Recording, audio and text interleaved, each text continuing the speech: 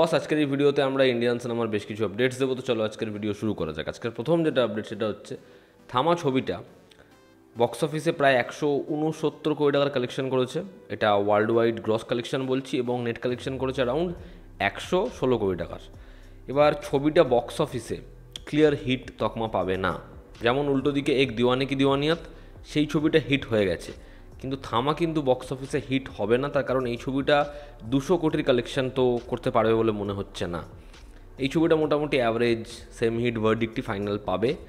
দেখার পরবর্তী ম্যাডকের কোন ছবি বক্স অফিসে সুপার ব্লকবাস্টার হয়। আমরা যদি পরবর্তী আপডেটে আসি, রকিং স্টার ইয়াশ তার টক্সিক ছবিটা আসছে, এবং সেই ছবিটা নিয়ে বেশ কয়েকদিন ধরেই অনেক কিছু শোনা যায় যে এই ছবিটা কিছুটা পোর্শন ছবি ডিরেক্ট করেছে ছবির নায়ক ইয়াশ, এবং সে গীতু মোহনদাসের পরিচালনায় একদমই খুশি নয়। ছবির বহু ফুটেজ সেগুলো বাতিল করা হবে।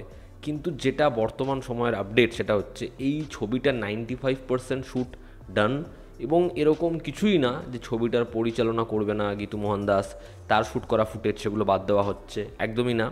ছবিটা যেরকম নিজের রিলিজ ডেট প্রমিস করেছে সেই টাইম ধরেই এগোচ্ছে, এবং হয়তো খুব শীঘ্রই আমরা টক্সিকের একটা অ্যানাউন্সমেন্ট পাবো। দেখার সেই অ্যানাউন্সমেন্টটা কতটা মজাদার হয় এবং এই ছবিটা হয় কেমন। বাহুবলী দ্য ইটার্নাল ওয়ার নামক যে অ্যানিমেটেড সিনেমাটা আসছে, যে ছবিটার বাজেট 120 কোটি টাকা, সেই ছবিটার টিজার অ্যাটাচ থাকবে বাহুবলী দ্য এপিকের সাথে।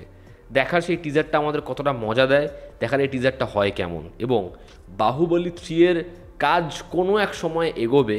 বাহুবলী 3 নিয়ে ভাবনা রয়েছে, সেটা কখনো না কখনো প্রকাশ পাবে, এমনটা জানায় এস রাজামৌলি। দেখার বাহুবলী 3 যখন আসে সেটা অডিয়েন্সকে কী লেভেলে হাই দেয়, যদি কখনো সেই ছবিটা আসে, সেই ছবিটা কোন কোন রেকর্ড আস্ত রাখে। কান্তারা চ্যাপ্টার 1 সেই ছবিটা হিন্দি ল্যাঙ্গুয়েজ বাদ দিয়ে বাদবাকি প্রত্যেক ল্যাঙ্গুয়েজের সাথে চলে আসবে অ্যামাজন প্রাইমে আগামীকাল। এবার এই ছবিটা ওটিটিতে নিজের রাইটস বিক্রি করেছে 110 কোটি টাকায়, কিন্তু বিষয়টা হচ্ছে কান্তারা চ্যাপ্টার 1 সেটা ওটিটিতে অ্যামাজন প্রাইমে কিন্তু আসার কথা ছিল না। ছবিটার আসার কথা ছিল নেটফ্লিক্সে, এবং নেটফ্লিক্স ছবিটাকে 100 কোটি টাকা অ্যাপ্রোচ করেছিল, যেখানে মেকার্সদের মোটামুটি কথাবার্তাও হয়ে গেছিলো, লক ছিল মোটামুটি। কিন্তু সেখানে অ্যামাজন প্রাইম আরও 10 কোটি টাকা বাড়িয়ে দেয়, তারা 110 কোটি টাকায় ডিলটা ক্র্যাক করে, এবং এই ছবিটা হোমবল ফিল্মস অ্যামাজন প্রাইমে দিয়ে দেয় স্ট্রিমিং রাইটস নেটফ্লিক্সের থেকে। তো নেটফ্লিক্সের একটা হওয়া ডিল সেটা অ্যামাজন প্রাইম 10 কোটি টাকা বেশি দিয়ে ছিনিয়ে নেয় আর কি। ধনুষ কৃতি সাননের ছবি তেরে ইশক মে, এটা নিয়ে একটা আপডেট শোনা যাচ্ছে যে মেকার্সরা এই ছবিটার কোনো ট্রেলার আনতে চাইছে না। মেকার্সরা প্ল্যান করেছে এই ছবির প্রত্যেকটা গান এবং সেই গানের আগে একটা করে ডায়ালগের পোর্শন, সেটাই অডিয়েন্সকে ভীষণভাবে ইন্টারেস্টেড করে দেবে এই ছবিটার জন্য। এবার দেখার পরবর্তীতে তারা এটাতে স্ট্রিক্ট থাকে না তারা ট্রেলার আনে, তার কারণ এরকম বহু ছবির ক্ষেত্রেই মেকার্সরা অনেক কিছু প্ল্যান করেছে, কিন্তু বহু সময় প্রডিউসাররা তারা ছবিটা কতটা এতে প্রচার পাবে, এই নতুনত্ব কিছু করতে গিয়ে ছবিটা অডিয়েন্স পুরোপুরি ইগনোর করে দেবে কিনা, এই ভাবনা ভেবে কিন্তু সেই নতুন প্রমোশন ম্যাটেরিয়ালগুলো তারা আনে না। তো দেখার সেটা কি এই ছবিটার ক্ষেত্রে হয়, তবে আপাতত শোনা যাচ্ছে এই ছবিটার কোনো ট্রেলার আসবে না।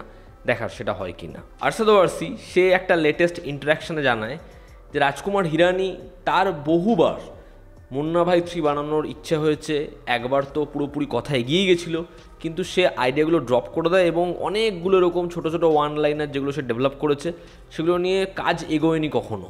তবে এখন রাজকুমার হিরানি সে কোথাও একটা গিয়ে খুব এক্সাইটেড মুন্না ভাই 3 করার জন্য, এবং তার মনে হয় এটাই সঠিক সময়। তো মুন্না ভাই 3 এর কাজ হয়তো খুব শীঘ্রই হবে, তার কারণ রাজকুমার হিরানি একটা আইডিয়া ক্র্যাক করেছে, এমনটাই জানায় আরশাদ ওয়ারসি। যেমন একদিকে ডন লি, তার নাম মোটামুটি কনফার্ম হয়েই গেছে স্পিরিট ছবিটার সাথে, আমি আগের দিন সেটার আপডেট দিচ্ছিলাম। অপরদিকে আমরা এটা বহু আগে হালকা শুনেছিলাম যে আল্লু অর্জুন অ্যাটলিট ছবি, সেই ছবির জন্য অ্যাপ্রোচ করা হয়েছে উইল স্মিথকে। লেটেস্ট যেটা আপডেট, উইল স্মিথের সাথে ইনিশিয়ালি প্রোডাকশন হাউসের কথাবার্তাও হয়েছে। এবার দেখার আল্লু অর্জুন অ্যাটলিট সেই ছবিতে উইল স্মিথকে একটা ইম্পর্টেন্ট ক্যারেক্টার পায়, এবং যখন উইল স্মিথ এই ছবির সাথে যুক্ত হবে ছবিটা আলটিমেটলি কোন লেভেলে যায়। দেখার অ্যাটলিট ভিশন এই ছবিটাকে কোন জায়গায় নিয়ে যায়, এই ছবিটা যখন বক্স অফিসে আসে তখন কি কি রেকর্ড বানায়। টিম যেটা আপডেট, ভেরিয়া 2-তে বা পরবর্তী এই ম্যাডকের হরর কমেডি ইউনিভার্সে আমরা কিন্তু কৃতি সাননের যে ক্যারেক্টার তাকে আবার ফেরত আসতে দেখতে পারি। তার কারণ আদিত্য সরপোদার যে বানিয়েছে থামা, সে নিজে জানিয়েছে যে যেভাবে কৃতি সাননের ক্যারেক্টারটা পাহাড়ের চূড়া থেকে পড়ে যায়, তার চরিত্রটার কিন্তু গল্প পুরোপুরি শেষ এমনটা আমরা বলতে পারি না। তো সেটা নিয়েও কিছু না কিছু ভাবা আছে আমার কৌশিকের। তো হয়তো পরবর্তীতে আপনারা সেই চরিত্রটাকে ফেরত আসতে দেখতে পারেন। দেখার সেই চরিত্রটা যদি ফেরত আসে তাহলে কি আলাদা করে কিছু মাইলেজ পায় গল্প। তো এই ছিল আজকের লেটেস্ট আপডেটস। এটা তোমাদের কি অপিনিয়ন জানিও, জনতা আমাদের পাশে আছে। আবার দেখা হচ্ছে, টেক কেয়ার।